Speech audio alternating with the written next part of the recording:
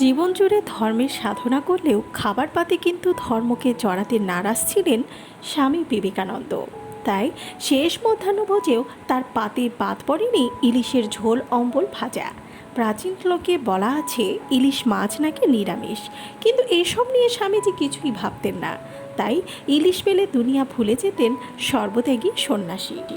স্বামী বিবেকানন্দের জীবনী থেকেই এক ঘটনা জানা যায়। একবার স্টিমারে চড়ে গোয়ালন্দে গিয়েছিলেন স্বামীজি। পথে যেতে যেতে একটা নৌকার দিকে চোখ গেল, জেলের জাল ভর্তি রূপালী ইলিশ। আর তা দেখে রীতিমতো উত্তেজিত স্বামী বিবেকানন্দ সঙ্গী কানাইকে নির্দেশ দিলেন টাটকা ইলিশ কিনে আনতে। কানাইয়ের মতো দলে রয়েছে মোট 7 জন, তাই 3টি বা 4টি ইলিশ কিনলেই সকলের হয়ে যাবে। সেই শুনে স্বামীজি ধমক দিয়ে বললেন, আমরা খাবো আর স্টিমারের খালাসি মাঝি মোল্লারা চেয়ে দেখবেন। তারপর সেদিন শেষ পর্যন্ত কেনা হয়েছিল 16টি ইলিশ, এক একটি মাছ 4 পয়সা করে। তাই দাম মোট পড়েছিল 1 টাকা। এবার স্বামীজির আর এক ইচ্ছে, পুঁইশাক হলে বেশ হতো, সঙ্গে গরম ভাত।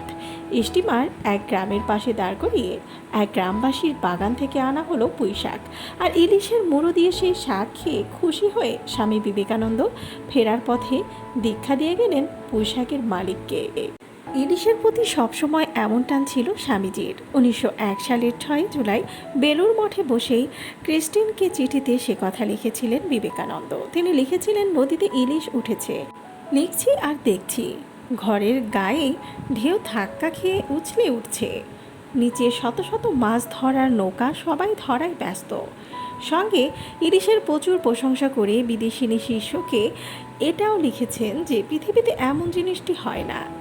ঠিক তার পরের বছর, সেদিন 1902 সালের 4 জুলাই মঠে কেনা হয়েছিল সে বছরের প্রথম ইলিশ। তার দাম নিয়ে খুনসুটি করেছেন স্বামীজি।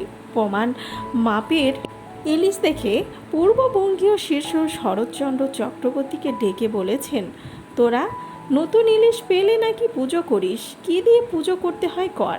স্বামী প্রেমানন্দ লিখেছেন, আহারের সময় অতি তৃপ্তির সহিত সেই ইলিশ মাছের ঝোল অম্বল ভাজা দিয়া ভোজন করিলেন। তৃপ্তি ভরে খেয়ে তিনি আবার মজা করে বললেন, একাদশী করে খিদেটা খুব বেড়েছে, ঘটিবাটিগুলো ছেড়েছি কষ্টে।